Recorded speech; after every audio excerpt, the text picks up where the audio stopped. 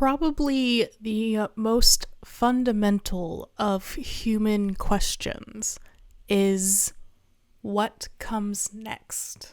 Once our eyes close for the last time and the last gasp of air leaves our lungs, where do we go? Do we just cease? What awaits once we cross that threshold? Now, obviously, we've been facing this question since the dawn of time. There's multiple religions about it and everything. But what about modern depictions? In a landscape where belief in the afterlife is on the decline, when approximately 7% of the world's population is either agnostic or atheist, how do we visualize the next plane of existence, if at all? As we're about to discover, it involves a lot of bureaucracy.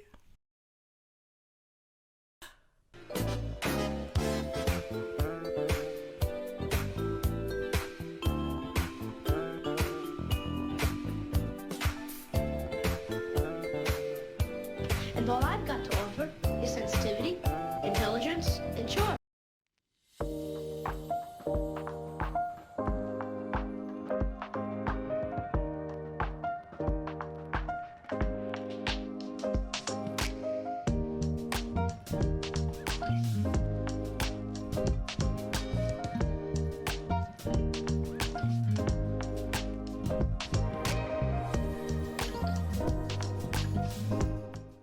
Good Omens is a novel written by Neil Gaiman, boo, and Terry Pratchett. As far as I know, yay! It is also an Amazon original series of the same name. I would say that Good Omens is one of the number one bureaucratic representations of heaven and hell. The whole plot hinges on the idea that maybe the way things have always been done aren't the way they should be. Did that make sense? Maybe the way things have always been done isn't the way we should be doing things. There we go. That was a coherent sentence. Modern questions are asked of a traditional Christian afterlife framework. When I was a wee child in Sunday school and was told about Adam and Eve and the tree of knowledge, I asked myself, why would God want to keep knowledge from us? What sort of God is that? The plot of Good Omens is balanced on Sunday school questions like that. The kind that make youth pastors squirm. There's this great bit that actually takes place in the Garden of Eden, where the angel Aziraphale and the demon Crowley are having a conversation. And the demon Crowley comments, why would God put the tree of knowledge in the Garden of Eden if he didn't want anyone to eat the fruit? Why didn't he put it on the moon or something? So many of these kinds of questions are kind of the backbone of the entire premise. Good Omens is an interesting balance of tradition and modern sensibilities. You know what other depiction of the afterlife has a lot of bureaucracy? The Good Place!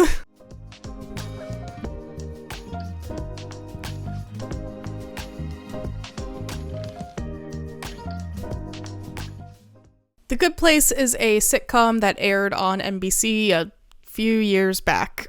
It's similar to Good Omens in that it has a bureaucratic depiction of heaven and hell, or the good place and the bad place, with the catch, spoilers, that it's revealed that no one ever really gets to go to the good place.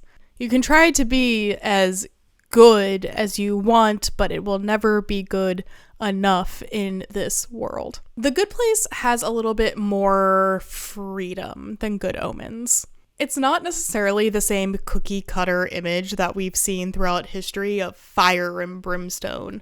Parts of The Bad Place, which is where we spend most of the show, kind of look industrial. And it really is another modern questioning of the traditions we've been taught. It argues that people are complex, not sortable into good and bad. Interestingly, the finale kind of posits that the ultimate end, the end after the end, is nothingness. A mystery, a void. We don't get to say what's on the other side of those doors. The show is over. And it's sort of this bittersweet acceptance, which we'll see a bit more of later on.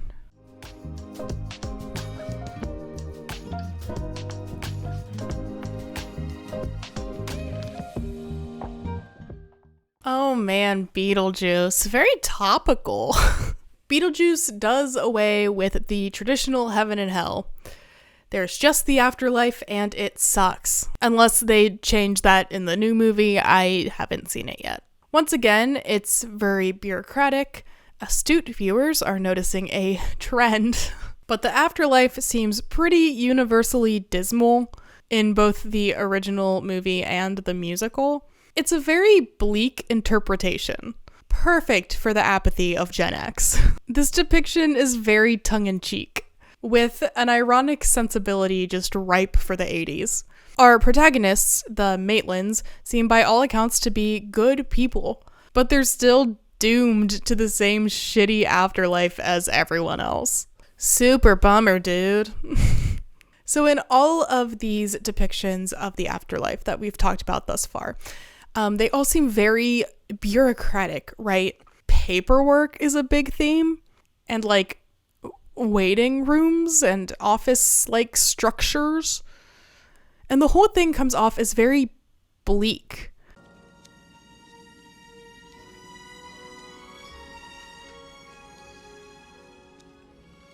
You want a cigarette? Oh, no, thank you. I'm trying to cut down myself. Very inescapable. Not a whole lot of hope going on. Enter my favorite depiction of the afterlife, Over the Garden Wall.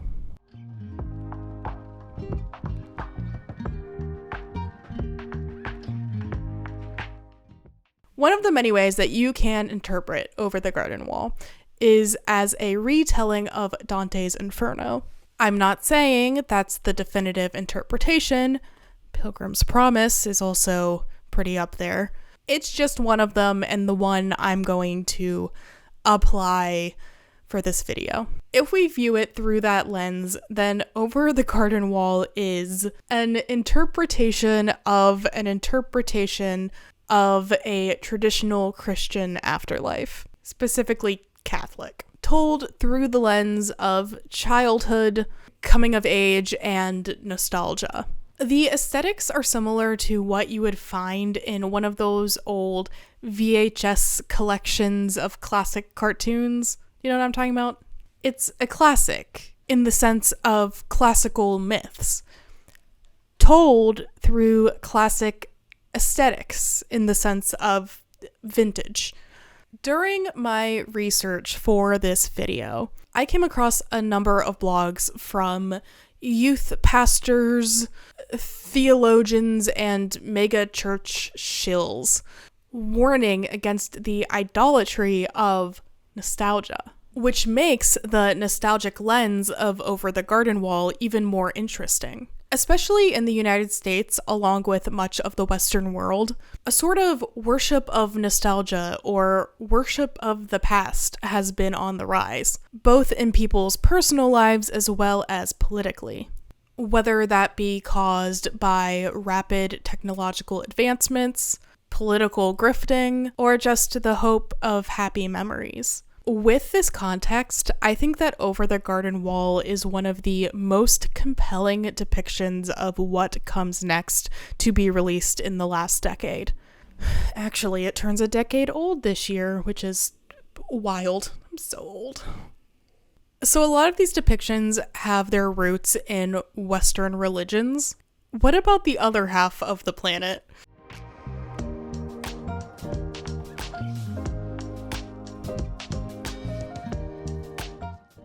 The afterlife system across most, I think all Final Fantasy games does away completely with a traditional Christian heaven and hell. Now we have something called the life stream. The idea is that when someone passes away in the world of Final Fantasy, they enter the life stream to be reborn. What does the life stream look like? We're never really told for sure. Sometimes we get interpretations, but it's always pretty vague. The whole thing is very cyclical. Life, death, rebirth, all of that. There are many gods, and they manifest physically, interacting directly with characters. All of this is very similar to Shintoism, one of the main religions practiced in Japan, which makes sense because Final Fantasy is a Japanese franchise. But what if there was nothing? What if we just disappear?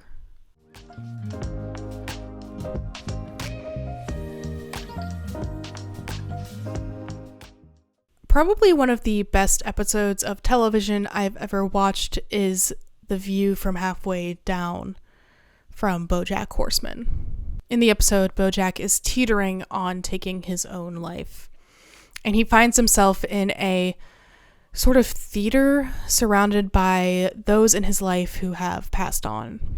Each person goes up, gives a little speech, performance, etc., and then exits through a door into what BoJack assumes is the afterlife. The episode gets its name from a poem which is recited by Secretariat, an old-time movie star that BoJack idolized as a child who ultimately ended up ending his own life by jumping off a bridge. It is a chilling piece of poetry. But this is it. The deed is done. Silence drowns the sound. Before I leapt, I should have seen the view from halfway down. After his poem is finished, he exits through the door, as has everyone before him. When it comes time for BoJack to go through the door, he tells his buddy Herb, who died from cancer, that he wonders what's on the other side. And Herb responds, "Oh, BoJack, no, there is no other side." Is it terrifying? No, I don't think so. It's the way it is, you know. Everything must come to an end. The drip finally stops. See you on the other side. Oh, BoJack, no. There is no other side. This is it. This is perhaps the most modern interpretation. While Beetlejuice's afterlife is sharp and cynical, the BoJack Horseman afterlife is non-existent. But I would argue not quite as nihilistic. It's sort of peaceful and accepted. To quote Herb, the drip finally stops. I personally find it pretty grim, but others seem to find comfort in this way of thinking. Sort of a return from whence you came. Please read the poem, The View from Halfway Down. It's 1, a gorgeous piece of suicide prevention, and 2, just great writing. We as humans will always be in pursuit of what comes next. That question has always been at the core of what we do. There's this bit in the Final Fantasy XIV expansion Dawn Trail where you meet with a race of giants. The giants show you their burial site. They explain to the player and their entourage that in their belief system, no one truly dies until they are forgotten by the living. This isn't a novel concept. It's the stuff of a 15-year-old in 2010's Tumblr. I know this. But it's also such a lovely concept, isn't it? Whatever your religious belief system, we live on in the community we've built. Our actions, our words, the sound of our feet running up the stairs, it's still there in the hearts of those we loved and who loved us. And that's just wonderful.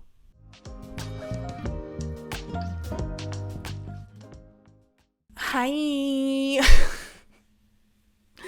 Sorry I came back from my break in August with like a little bit of a downer. Well, if you think it was a downer, I don't think it's a downer.